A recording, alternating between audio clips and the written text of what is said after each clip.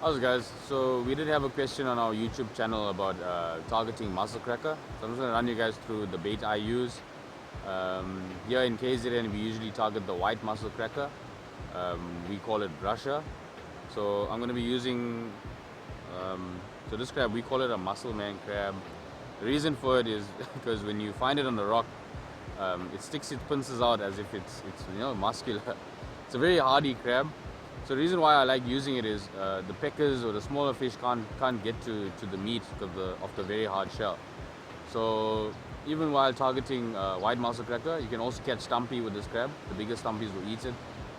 So yeah, let me run through the trace. So the hook that I use is Owner AK2's hook. It's a very strong hook, and for those that have caught brusher before or mussel cracker, they are very strong fish and their mouths are very hard. So you're gonna need a very strong hook and also a very sharp hook. So your hook snoot is gonna be either 60-pound or 80-pound hook snoot, depending on how rocky the area is that you're fishing. You'll just go thicker with the line. So my trace is usually about 40-50 centimeter in length, and I tie that to a combination swivel. So I'm just going to show you guys how I pin the crab. So I'm going to use a needle. So there's different ways to pin it. So this is how I pin the crab.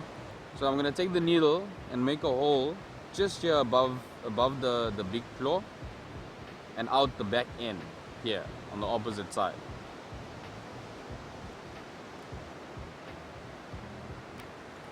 So this crab is a bit hardy, so you can use a long nose plier just to help you a bit.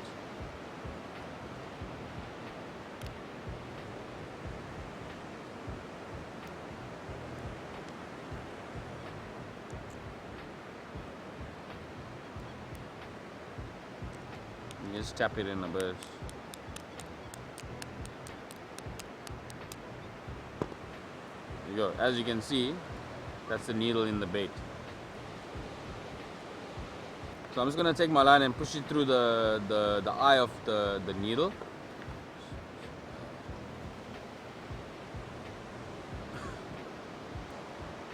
I'm going to put the line through the eye, and I'm going to pull the needle through.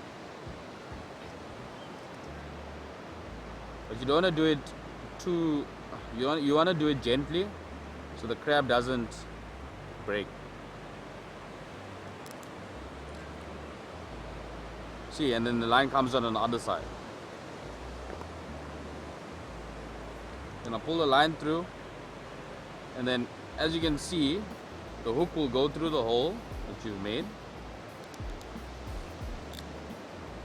and sits in the body of the crab. So when the fish comes and bites, and if there's no way of the hook coming off, it's going to be in its mouth. Okay, so now I'm going to tie on my swivel. But if you look at the combination swivel, you have a big swivel and you have a small swivel. So I'm going to tie the hook snoot onto the small swivel.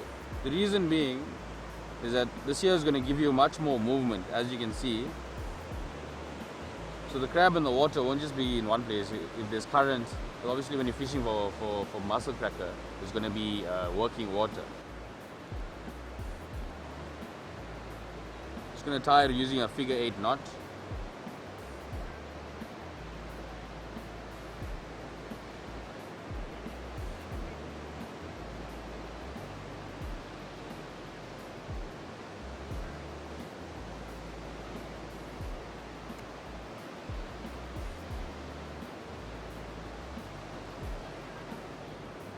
Just going to cut my tag in.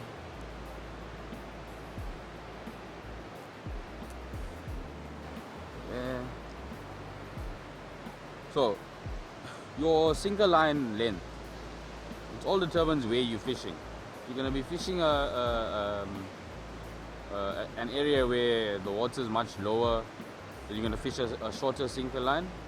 If you're going to fish an area with deep water, where you're throwing just behind a ledge, where you want the crab to come up, so it sits at the height of the ledge, then you're going to fish a longer sinker. Just depends which area you're fishing, what tide you're fishing. Yeah, so just to keep the crab more stable, you're gonna cotton these legs to the line.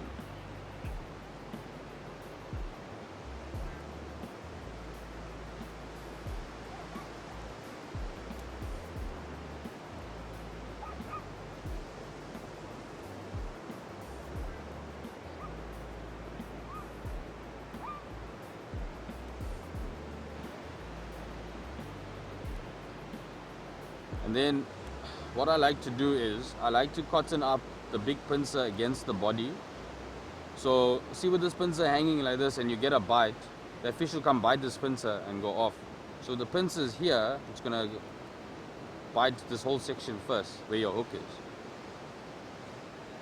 So I'm just gonna come down with the cotton, just a little bit on the body. And then I'm gonna push the pincer closed, the big pincer. I'm going to cotton that around the body. And then to end off, I'm going to cotton around the hook. I'm going to make a loop and lock it around the hook. So because you're fishing in very turbulent water for mussel cracker, you don't want your cotton to unravel itself. And there you have the mussel cracker bait.